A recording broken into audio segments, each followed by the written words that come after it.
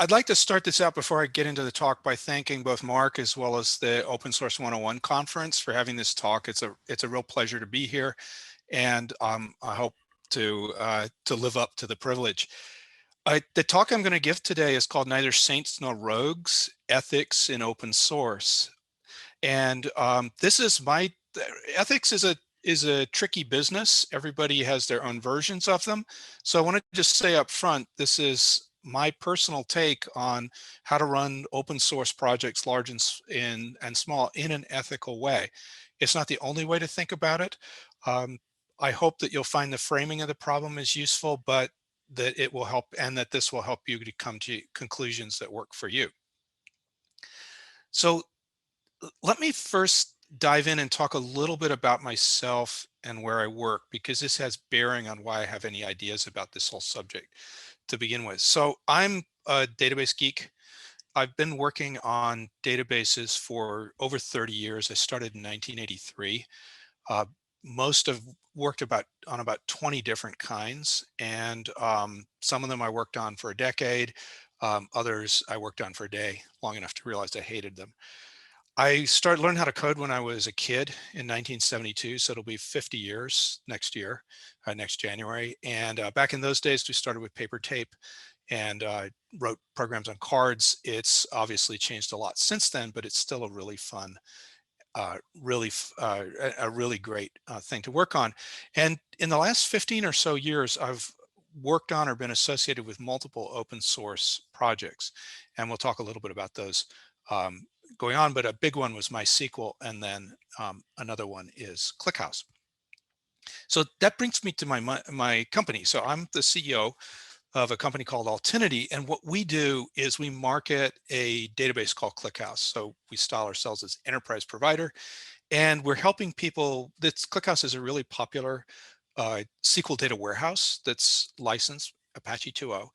And so as part of our business, we're obviously very concerned about the community. We're very concerned about the success of the project. So we sponsor events, and we also do a lot of commits into the project itself.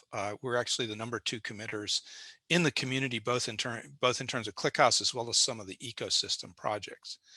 So we have a deep and abiding interest in this community, helping to make it stronger, as well as other communities that are associated with it. So that's a little about me and the company. Let me tell you a little bit about Clickhouse. If you haven't heard about it, this is an interesting project.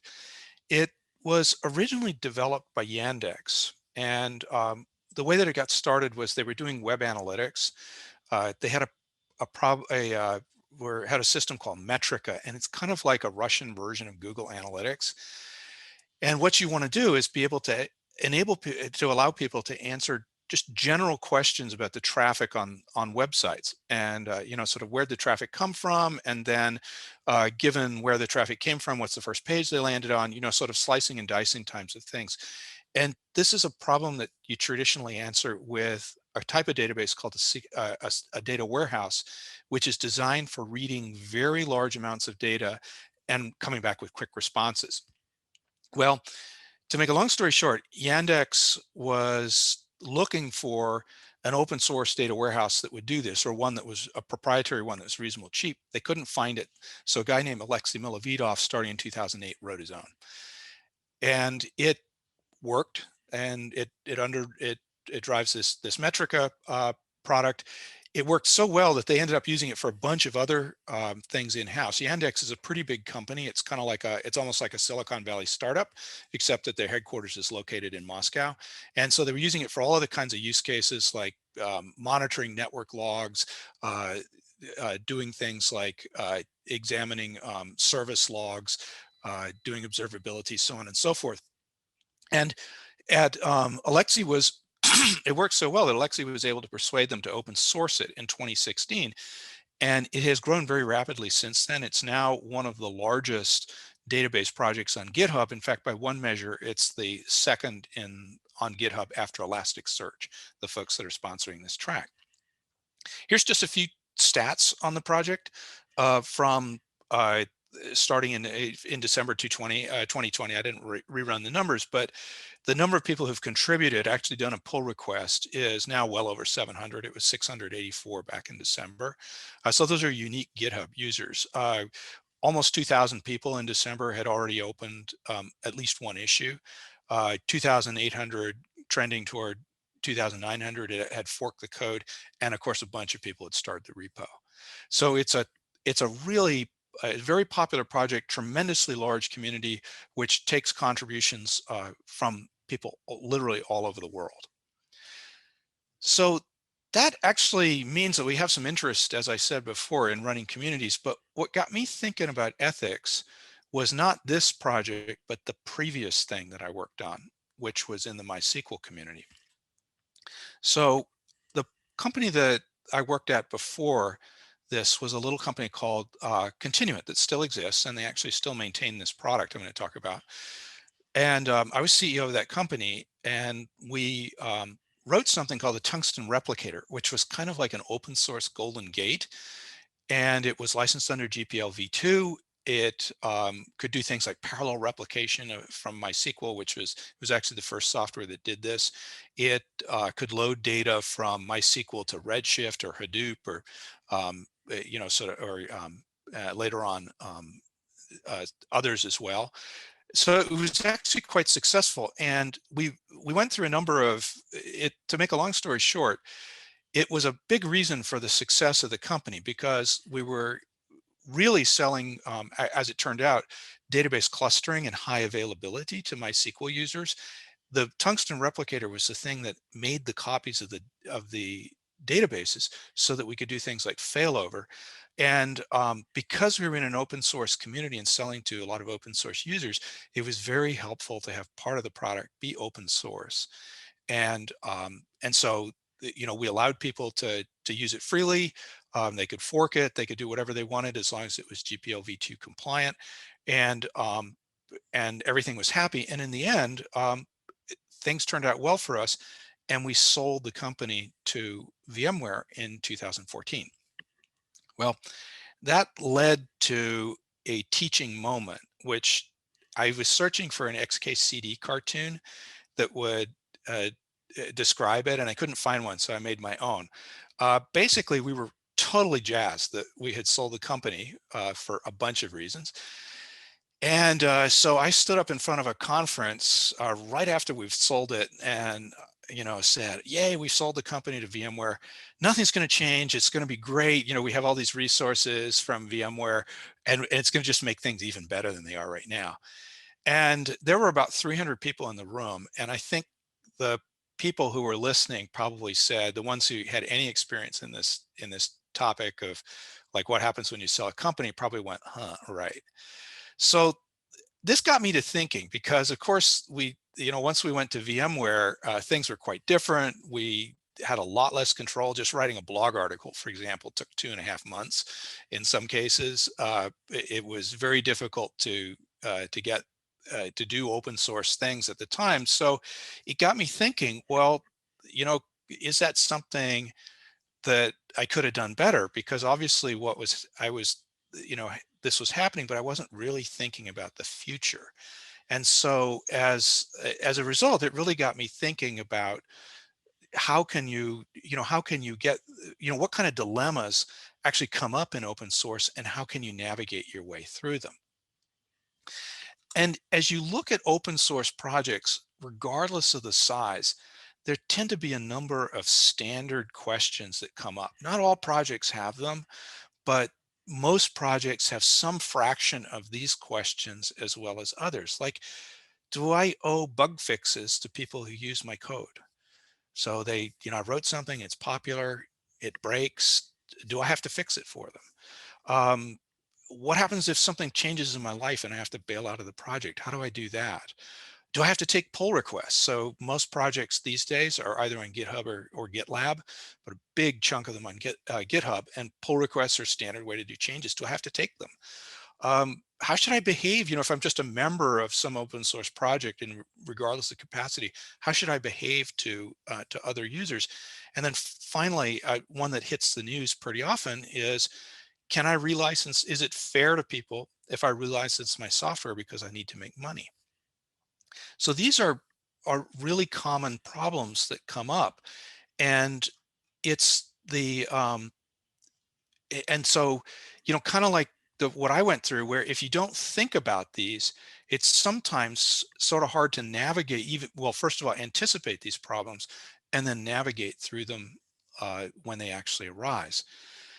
And the the issue here is that very few people are like Voldemort, sort of the guy on the right, the played by Ralph Fiennes in the in the movies. But also very few of us are like Nelson Mandela, people who have discipline and are able to, think carefully about ethical issues and sort of work their way through them, sometimes without a lot of outside guidance. Most of us are just in the middle. And so what we need is some basic rules that we can follow that help us deal with open source projects and run them in a reasonable way that doesn't mess with other people who belong to them. Well, fortunately, it turns out that this is not the first time that this question has arisen. So there's something called ethics, which humans have been studying actually for thousands of years. And this is a definition of ethics that I found on the BBC television site. It was on just randomly on one of their pages, but I think it's a pretty good definition of what ethics are. It's a system of moral principles concerning what's good for individuals, that is, people like us, sort of each one of us, as well as society at large. So that's a pretty big definition. And one of the questions that comes up in open source is, what do we mean by society? So as we look at ethics, you can think of society as having some scope. And when, that, regardless of what we do, we tend to belong to different kinds of social units, ranging from very small to very large. So for example, you have your family, you have a company perhaps that you work, village that you live in, or a city, you are a member of a nation, and also obviously we all live on planet Earth. So these are all societal units, and we belong to them and have some level of obligation to each of them. Now, what's nice about open source is that there is this very natural social unit, which is the open source community. And virtually every single open source project has this at some level. Now, it may consist of just one person posting the code, but it could actually, in some cases, include hundreds of thousands or even millions of people. So when we're thinking about behaving ethically in open source, the focus is, I think, that makes sense, is to look at how you behave inside open source communities. So my definition, which I haven't seen this written down anywhere, but I just put this together with that BBC definition. So basically, when you're thinking about open source ethics, what you're talking about is how to recognize and fulfill your obligations to the open source community or communities that you belong to. And so what we're going to look at is some specific ways that this can happen. Now, I think it's useful to look a little bit more closely at what open source communities actually look like and what kind of people or entities, if you will, belong to them. So this is different, of course, for every project. There's sort of a different constellation of folks that join the projects. But generally speaking, if a project gets large enough, you're going to find a number of standard sort of roles that emerge and that can characterize the different members of the community. First of all, you have committers, the people who actually wrote the code in the open source project and do the commits to actually get something changed in GitHub, for example, or spin the crank to do a build or do a release. You have end users, so people who actually use the code, either because they embedded it in their in software or because they used it in some other capacity. You also, as things get large, get other kinds of contributors. Sometimes people who are halfway between end users and committers. They may be people who use the software, can also do commits on it. And then you have advocates, people who are interested in it, talk about it at conferences. And then finally, you have commercial entities. So you have actually companies that often arise to help, that make money directly or indirectly from the open source software. And what happens is, as these groups of people collaborate together in the open source community, you get this very powerful engine for value creation. And I've sort of outlined in this box some of the ways that people participate, and what are the actual benefits that they bring to the project. Because what happens in open source projects is and through communities is you effectively recreate a lot of the functions that we previously only saw in proprietary software companies. So for example, obviously committers do, they have the roadmap, sort of long-term design, features, bug fixes, they do basic QA.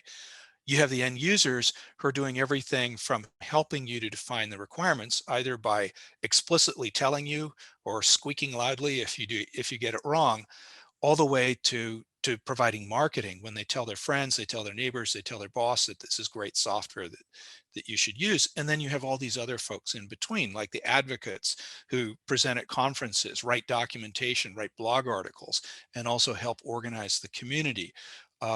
You have these other contributors doing your code fixes, documentation, field marketing, helping to set meetups. And then finally, the commercial entities, which as things get larger, provide the funding that helps pay for conferences, like swag and things like that, does the build infrastructure, does systematic QA, and helps with legal, which sooner or later you actually do need. And so what you can see is these are, as I said, recapitulating what's happening in what used to happen just in proprietary software companies.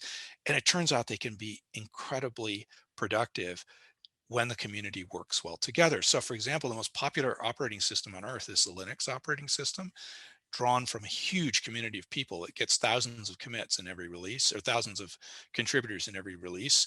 The most popular database on the planet is almost certainly uh, well, it was my sequel, but darn, I'm having a brain spasm here. I'll come back to it. It's written by Richard Hipp.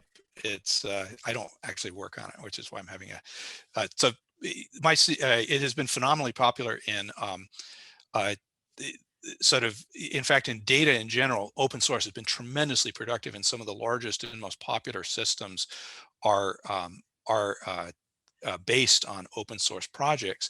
And actually, it's interesting, in COVID, what we've seen is that um, the open source approach has actually been applied in a lot of the work on COVID vaccines, where there's this tremendous sharing of information about the DNA of the COVID virus, as well as progress on scientific papers. These have been shared in a very open source like fashion, and through this community, it has helped turbocharge the development of vaccines. So this is a really, really powerful model for developing technology and writing software. Now, if we're doing open source, we have, of course, open source licenses. And one of the questions you might ask is, well, as you're running this community, how do open source licenses fit in, and do they actually help you organize the community? I think in general, the answer to that is no. They don't really tell people how to behave or how to interact with each other. Licenses are really just contracts for code use. And I've given a few examples here. There are many others, and new ones keep emerging. But they're contracts for open source code use. And they have a couple things. Like all contracts, they have rights. So generally speaking, all of them, every open source license allows you to see, to use, to alter the open source code. They also uh, imply or provide certain responsibilities, which can range from, hey, if you link with this a library that's licensed, for example, in GPL v2, any code that links with it also has to be released as open source. That's a fairly restrictive form of licensing, in terms of putting more responsibility on the users. They can go all the way to BSD and MIT licenses, which are very permissive. Really, all you have to have is a notice, but you can do anything you want in with the uh, with the uh, with the code, as long as you say, hey, it was originally from this open source project. So the licenses don't really tell us how to structure the communities. What they do is they make some questions that relate to communities go away, because they're just things you can do. And this is where the freedoms are really important. So for example, can I fork the code? Do I want to do something new with it or start a new project? Yeah, absolutely. You can do that. The license provides it.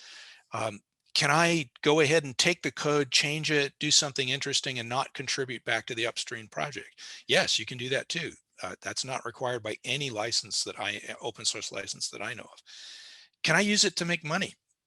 You can do that as well. It's a little harder than you might think, and we'll talk about that, because that's actually creates some issues with open source ethics. But absolutely, you can do that. Every open source license allows you to do this, although they may place conditions on your code depending on how you're making money. So, uh, so that is, so all of these things are freedoms that that are granted, and they're not really ethical questions. These are just things that you're allowed to do under the contract.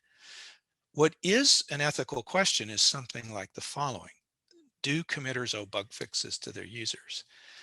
And what I'm going to do is I'm just going to wade into some of these questions, and I'm going to give my take on it.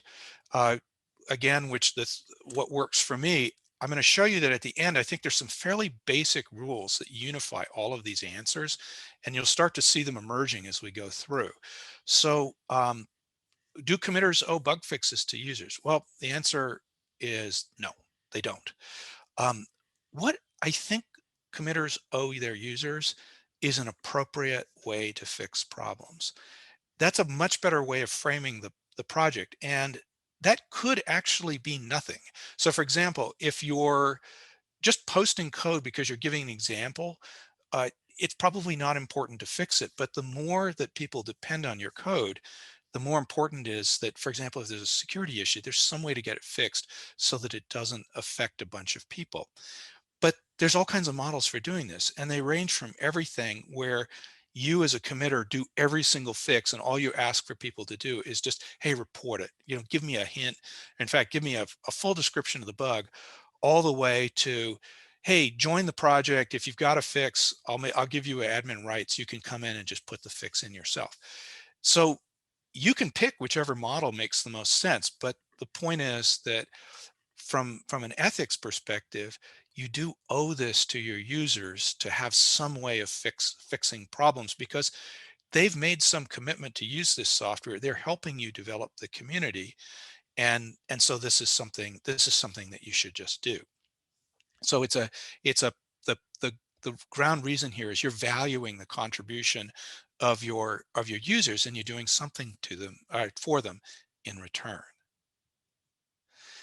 So digging a little deeper on this, what about accepting pull requests? So, and the talk that came before this by Ben Nuttall put this really well, that pull requests are really sort of fundamental part of most large, particularly of large open source projects, but even small ones. Basically, if you're not familiar with them, what that means is somebody forks your code on GitHub, they make changes, and then they ask you to incorporate the changes back from your fork into your code, the original project. And what's really important here is you don't have to accept PRs. There's a bunch of reasons why you might not do them. They might not be appropriate. You might just say, hey, this is too dangerous to be done by ordinary civilians. I'm going to rework anything that people tell me. So there's a bunch of reasons why you might not do this. But I think the key value here is to be really respectful of the work that goes into PRs. People sometimes spend weeks doing this. So if you don't accept PRs, or depending on the level that you accept, you should be really open about where you stand. So for example, if you don't accept PRs at all, just say so. Just say, hey, we don't accept PRs on this, and let people know so they won't waste their time. Or suggest how they can um, ask for changes. If you don't have time to review, just say so. One of the best responses I got was actually a few weeks ago. We were trying to fix some Python drivers for a project that we depend on and we're trying to fix some problems for one of our customers. And the guy running it said, "Hey, I've got a day job. I probably won't be able to look at this till the weekend." And he was just really upfront about it. When the weekend rolled around, he looked at it, merged it, spun a build, and it was great. And so he set expectations really nicely, and it was respectful. And it was easy for us to work with. And then finally, if you do take PRs and a PR has problems, it's important to say why it has, if you're accepting PRs, say why it has problems and give people some hint about how to fix it. These are all things that show respect for the work that people are putting in, and help them incorporate this into your project in a way that's going to make the project grow. So I think this one is pretty important. And I think one of the places where I see projects tend to lag a little bit is they just get overwhelmed in PRs. So this is an important topic to think about, how you're going to deal with this, and how you're going to sort of help your users make changes for you. Another common question that comes up is, must I welcome other community members? And I think in most ethical questions around open source, the answers are not always clear yes or no, but this one for me is a really strong yes. And the reason for that is that there's just this basic rule to treat community members as you would like to be treated yourself. It's the golden rule. So people are in your community. If you want to be treated decently, you should do the same to other people. It is a really, really fundamental value that transcends open source and really applies in any community that I can think of, well, certainly any community I can think of that I would want to be a member of. So, so, so yes, you absolutely should be welcoming. You should, do your best to make people feel that, hey, they're joining a community where what their contribution is, whatever it is appreciated, it is valued, and you're glad they're there. Beyond that, follow the conventions of the community. Every community does this differently, and sort of is welcoming in different ways, and have appropriate ways to communicate that. uh, there were previous talks in this track that talked about that. You can think how to do that, but I think being welcoming is it's just like a solid yes, something you should always do. And however, sometimes it's hard to, there's only so many hours in the day, so it's sometimes useful, if you're ambitious and you want your project to be big, or popular, or make money, or whatever. It's sometimes helpful to remember that being welcoming helps projects grow faster. So this is not just this is not just something you should do, for ethical reasons. It's something that actually helps your project grow stronger, and um, and have a larger reach. And just two examples that are really top of mind for me. MySQL grew phenomenally fast because it built this huge community. The MySQL AB did a really great job of this, and they accepted a wide range of contributions. They accepted which included bug reports, code fixes. Of course, they sponsored conferences. They had meetups. There were many contributions that built MySQL into the powerhouse that it became in the early 2000s. And this so this huge community that they successfully built was one of their key success factors. The database that I work on right now, Clickhouse, has also grown phenomenally fast because it's taken thousands of external PRs. So for example, there are substantial chunks of the SQL implementation in Clickhouse that were submitted by external companies that are just interested in seeing Clickhouse be a better SQL data warehouse. And this has helped Clickhouse grow really, really fast. And if that's not enough, one other thing I should mention is that most modern commercial open source companies now fund what's called a developer advocate. And their job is to welcome community members, make them feel at home, show them how to, find information, be productive, and so on and so forth. So even if you don't believe it personally, just you should remember that, hey, VCs do, and these are people who actually want the projects to be successful for economic reasons. So this is really important. Now, I think one of the issues that other talks today have touched on, and this is one which is is a tricky one for open source projects is, must I in my project, whether as an owner or in my role in the project, must I solve societal problems, of which there are many. So for example, lack of diversity, racism, misogyny, global warming, there's a pretty substantial chunk of problems that you can think about and try to address as part of your open source project. For me, the question on this particularly as a project owner is, when you say, must I solve these problems or work to solve these problems? The answer is if you want, if it's important to you. I think it's always critical to uphold the golden rule, sort of within your community very clearly, to treat people as you'd like to be treated. But I think the real reason why open source projects tend to go down this path is, as even as members of open source, beyond our communities, beyond our open source community, we belong to many other groups in society. We have obligations to them, and they don't end when we come in and do code fixes, for example. So if you feel that those obligations are important, you're definitely, it's something that you can make part of your project. I think it is important to be open about the project values and the conventions. So if this is something that you believe in, say so, and make it clear to people who join the community how they can help uphold it with you. So that's I think this is an important topic, and something that you need to think about, but there isn't really a clear answer. And certainly if your project is small, maybe you're just focused on code. If it's large, these are things you'll have to think about more deeply. Now, the other thing that comes up when you're dealing with large projects is it okay to relicense the project to make money? This makes the news quite a bit, where you have commercial companies that at some stage decide, hey, for various reasons, or for reasons X, Y, and Z, um, where we believe that we need to relicense the project because we're afraid of competition, or because we're having problems making money with the existing license.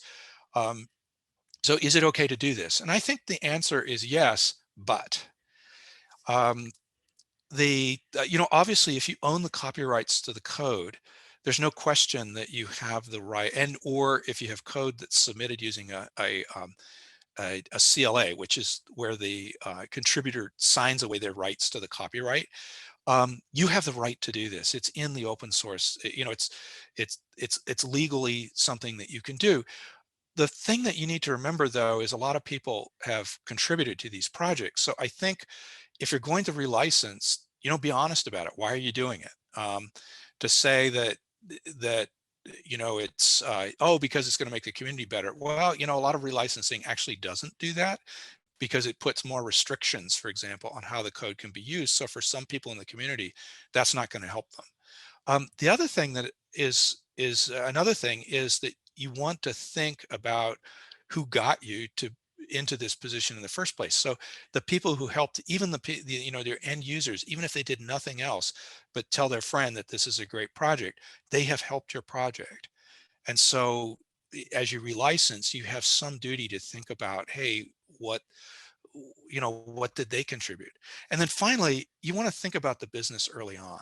This is something with open source that I think not everybody understands, but there's just some basic realities that you have to deal with.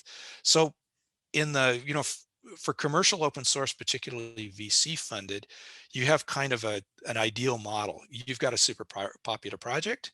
Maybe it has tens of thousands or 100,000 or a million users or downloads, whatever metric of adoption you have. You take venture funding, and you work for a few years, and then you get $1 billion payout. Well, and I'm not making this number up. That is the real number that if you go to somebody like Andreessen Horowitz, or take money from, any of the sort of San Francisco early stage venture capital companies, this is the level of money that they're looking to get out of it. Now, the problem is, and the reason I put there's a miracle, is this is actually pretty hard to do. I've been doing it for a few years, and making money on open source is hard. So people just don't want to pay for it. And there's a variety of reasons, and because basically people won't pay for things that are free, or they won't pay very much for things that are free. And a simple example is somebody in a big company loves your stuff, wants to use it. In order for them to pay you, they might have to go through 3 or 4 years of, or 3 or 4 months of arguing with their manager and then fighting their way through procurement to get you a check. Most people are just not going to do that. So you have to give businesses some reason, or users some reason why they're going to buy, why they're going to pay your money. If you get investment from a venture capitalist, it doesn't change that at all. It gives you more money to build the business, but it doesn't solve this basic problem. And another thing that comes up is that if you take money or you sell the company, for example, as we did to VMware a few years ago, you're giving up control. And the more money you take, or the more control you're going to give up. There are going to be other people who are going to be telling you how to run the business, and some of those people are going to have pretty strong opinions, because if they're venture capitalists, they're looking to get a lot of money back. So, so this is just the reality. And what this does is it means that you have to think about the future if you want to avoid ethical dilemmas about this. Um, so, and I think that there's a couple things that to think about if you're thinking about commercial, particularly if you're thinking about commercializing your project. I think one really basic one that people kind of overlook is you should think up front about how to make money off it. There's really only about 3 ways to make money off open source. You can offer services around it. You can build a what's called commercial open source, where you have a free version which is fully open source, and then you have another version which is commercially licensed that has extra goodies like security, for example, or it's faster or something. And then finally you can run it as a cloud service. So these are 3 pretty standard models. um, there are others besides these, but they are the main ones. And if you don't do one of those and don't have a clear path, you're probably going to have difficulty. You're probably going to end up running into quandaries, particularly if you take money from somebody. So I think thinking about this up front is a good idea. Another thing is, if you don't want to have this arise at all, give your project to the community right at the start. So if you have a popular project, a good thing to do, there's foundations, for example, like Linux Foundation or Apache.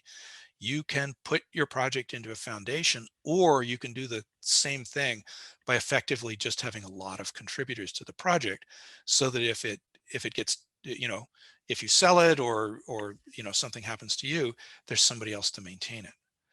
So community-based projects don't have this, rarely have this relicensing, sort of need, because the if they're community based, they don't really need to make money. They just are sustained by the community as a whole. So those are some things to think about. And the final question is, that I see coming up a lot, and that I've actually had to deal with myself: is it okay to bail on an open source project? Maybe you have a project um, that you've maintained for a while. It's got a lot of users. It's really popular, but something in your life has changed. You're no longer interested in it. You don't have the ability to continue doing it for economic reasons. Can you bail on it? And the answer is absolutely. There's nothing in the contract, and I think nothing that says that you have to continue to be a member of a community beyond the point where it's no longer something that you want to do. We're not trying to force people, and nobody, I think, wants to. You don't want to force anybody to have to do anything, particularly when their contribution was originally completely voluntary. So I do think there's a couple of things to think about. One is just to be honest about it. And I think that on Hacker News, and it's pretty common to see that the standard way to deal with this, people on popular projects, they read a blog article, they say, hey, this is the history of the project. For reasons X, Y, and Z, we need to change. I can't continue maintaining this, or a company is no longer in business. Um, we're going to have to stop maintaining the project. And then the second thing, if you can, is offer ownership to other people in the community. This is something that we went through at my current company. The Clickhouse plugin that enables Grafana was actually originally developed by somebody, a guy named Roman, who went off to work at Cloudflare at some point, and that was a full-time job. He didn't have time to to maintain the project. But what he did do was he contacted us and said, hey, I know you're interested in this. Would you like to maintain it? And then he went out of his way to help us. He gave us administrative rights on the project and helped us become the maintainers, which we now do. And of course, if we couldn't do it, we would similarly pass it on to somebody else. So I think that offering the ownership is really important. And that leads me, I'm basically at the end of this talk, but I think if you kind of go back and walk through the thread of the of sort of open source ethics and some of the answers that I've come up with for my use in these problems, I think that there's just some very basic heuristics, if you will, that you can use to meet your obligations without having to be a saint. So just as an ordinary person, if you follow these rules, you tend to go in the right direction. You don't always do it, um, but you'll tend to make the right decisions that are good for your open source community. The first is be honest. And I think this this sounds kind of, sometimes this is hard to do. Just because you have, like you feel guilt, for example. But I think one of the great things about open source projects is they're open. The state of things is clear. You can just say it how it is, say it like it is. Another one is follow the golden rule. Treat others as you would have them treat you, and this will always lead you in the right direction. Another one is to respect people's contributions to the community, and just to remember that everyone who belongs to the community contributes in some way. It may be small, it may be very large, but they're all contributing, and you need to remember that and value it. And then finally, be realistic about the future. There's just some obvious things that happen. You can't continue maintaining a project. You take VC money or other investment. You may have business considerations that force you to do things to avoid laying people off, for example. Or you have a company and you sell it. All of these will change the way that your project is run, and may have impacts on your community. So just think about them in advance. So those are my answers. I hope that the way that I've laid out the problem of ethics and some of these answers are helpful to you. If you have comments, I'd love to hear about them. This is something I'm trying to sort through myself. I think we have a few minutes for questions. You can also send me email directly at rhodges@altinity.com. And I'd be delighted to discuss this further. So thank you very much. Once again, it's a pleasure to be here, and I hope you enjoyed the talk. Thank you.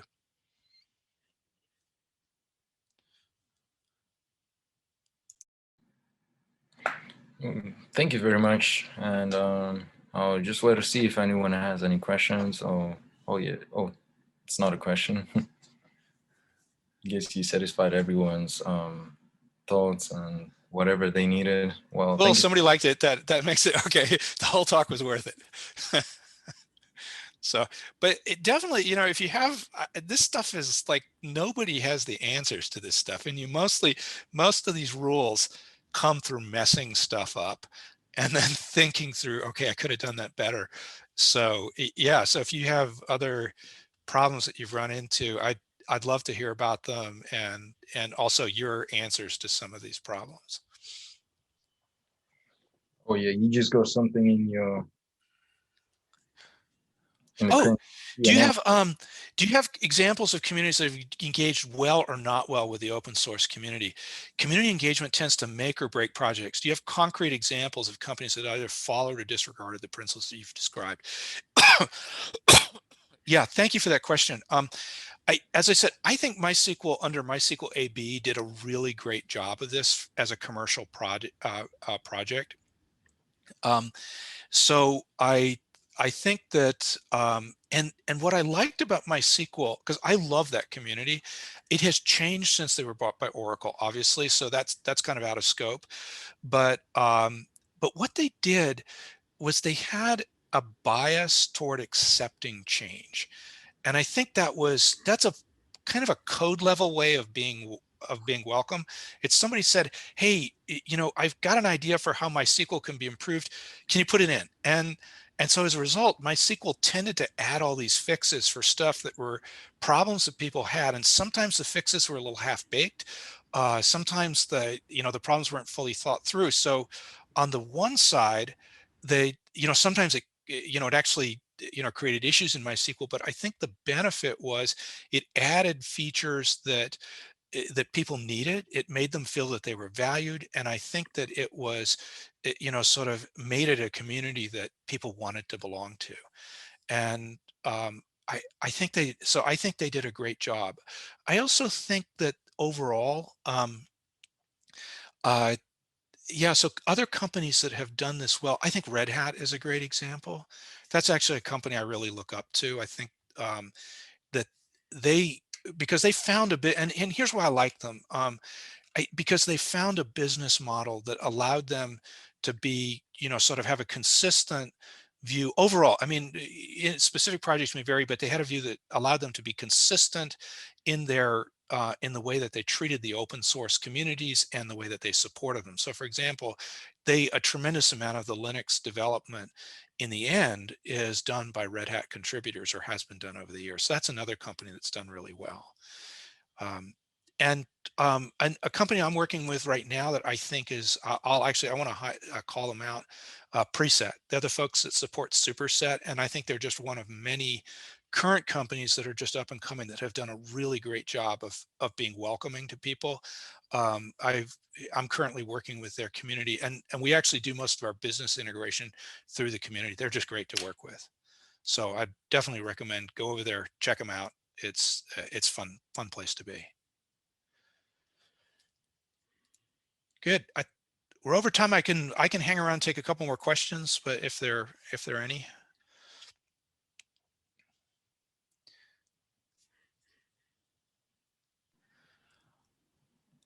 So Mark, I think we have the next speaker up. So if you're ready to turn it over, I'll go ahead and bow out. And thanks again, everybody. It's a pleasure talking to you.